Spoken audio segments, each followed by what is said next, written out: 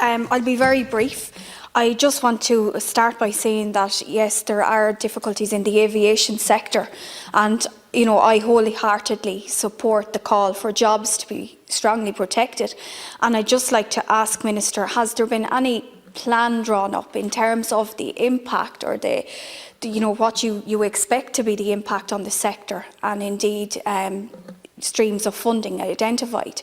I do feel that it's so important for the regions and the local economies in those regions, not just our cities, that the aviation sector is protected and indeed supported. And on that note, just that connects very well with that is in terms of the buses and transport coaches. Obviously the transport is needed to get people to the airports, Count Corla, so there is a connection. And I'd just like to ask very briefly, will you, with that in mind, will you commit to supporting the calls of the coach and bus sector for a classification of VAT status to harmonise the island's VAT system? The coach and transport, the coach sector and the Tourism Council, Minister, I just feel that they should have had a representative on the Tourism Recovery Task Force to ensure that that voice is heard.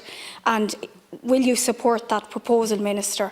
And I'd just like to conclude then by saying I wholeheartedly support the ongoing provision of the sports capital grants. They've been fantastic for our communities.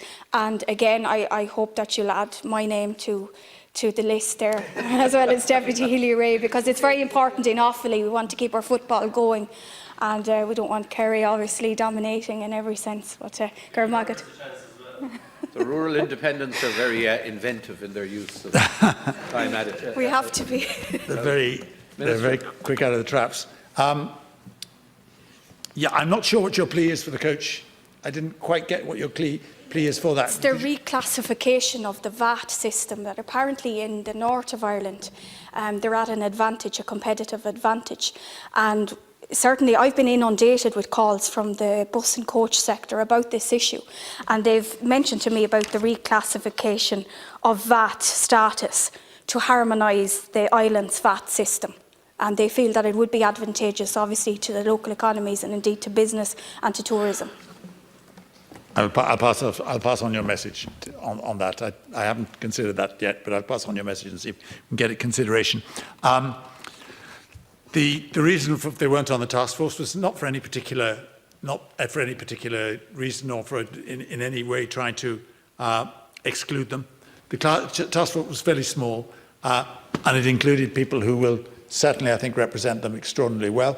It includes Fulch Ireland, Tourism Ireland, a lot of these groups who will certainly ITIC, who will certainly represent them and their point of view. We couldn't possibly include every single vested interest in the tourism industry, or we'd have a committee of 400 or 500. But I think they will find people on that task force who will represent them very capably, indeed. And indeed, there are people from my department on that task force as well. We'll be very happy to hear their points of view. I don't think they're not being excluded for any reason except that only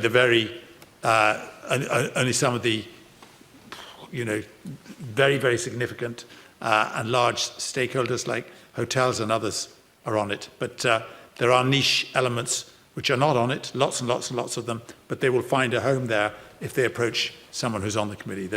There's no doubt about that. And if they come to me directly, I'll refer it straight to the committee, whatever their particular problems and representations are. So there's no effort whatsoever to exclude them. The other issue which you addressed there is the jobs. Yeah, I mean, one of the reasons, obviously, for having a task force is that those who are voiceless can be represented. Those who are not normally represented on bodies like this, it normally tends to be chief executives and the big battalions exclusively, and I would certainly include the chief executives and the powerhouses in the industry on that. But we also want to see people who aren't particularly powerful, the people who are weakened by this particular crisis, represented on the task force, and that's what we intend to do. And I promised everybody around this House who's made representations about it today that they will be represented there, because they are, as people, they're equally important to the most powerful people in the country.